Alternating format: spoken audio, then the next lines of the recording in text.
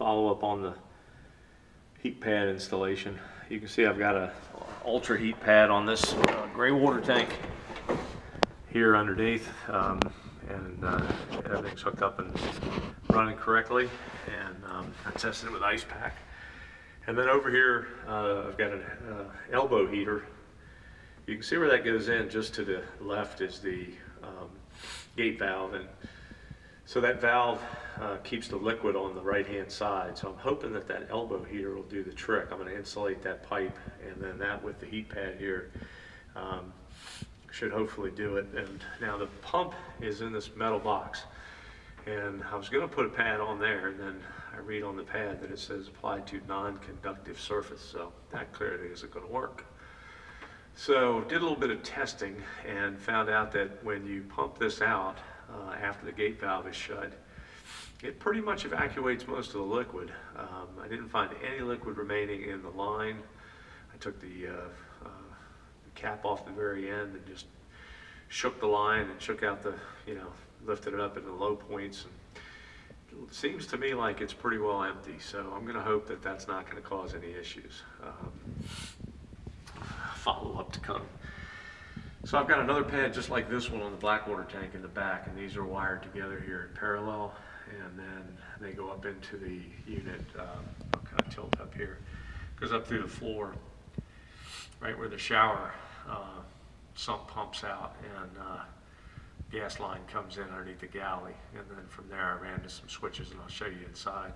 While I'm here though, here's the issue with this shower.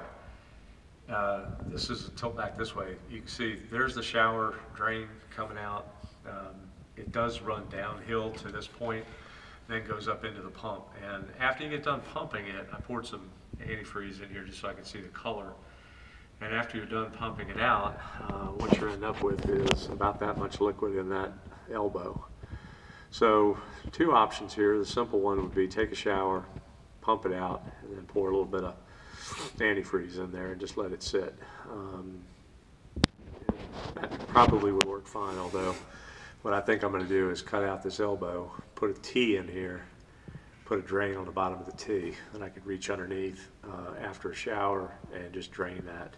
That way I know there's nothing in this line at all. I still may pour some antifreeze in there, but that would allow me to be sure to evacuate that line completely, and probably a safer way to go. You can see the line, power line running back right now. I haven't trimmed anything, secured everything. But I've got that heat pad back on the black water tank, just like this one. And then of course they run inside. So I'm gonna go inside and show you what I've got for the switching.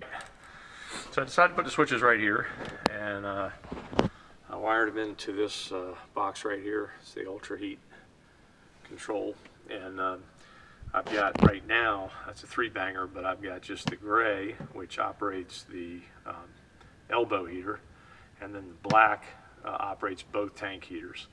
So this is not being used, as I said, so just the two right now. Of course, the elbow heater is not thermostatically controlled, so if I don't need that, I need to remember to turn that one off. This one is thermostatically controlled, so it shouldn't be on unless the tank temperature drops below 44, I think it was. So I thought that worked out pretty well, because then I can just reach in from the outside and flip them off if I need to. So that's what I went with. So as far as insulation then, went ahead and insulated in the storage compartment, and I've insulated in the coat closet thoroughly, all the way down behind the underside, behind a converter. And so that's pretty much ready to put back together. Didn't have to pull the wires through here that I thought I would, but I needed to insulate it, so that's done. I also, just for information, I pulled this out, and I could probably insulate behind it, but I'm going to go with no, just so I keep the ventilation on the microwave as much as I can, and that'll work just fine. And then it's a complete disaster in here, but I'll get it all put back together today. Down here in the bottom, there's my lines coming through, the blue and the red. They're all grouped together right here. I've got them pulled through and back under here, and then up connected to the switch box right here. So that pretty much shows you the entire installation.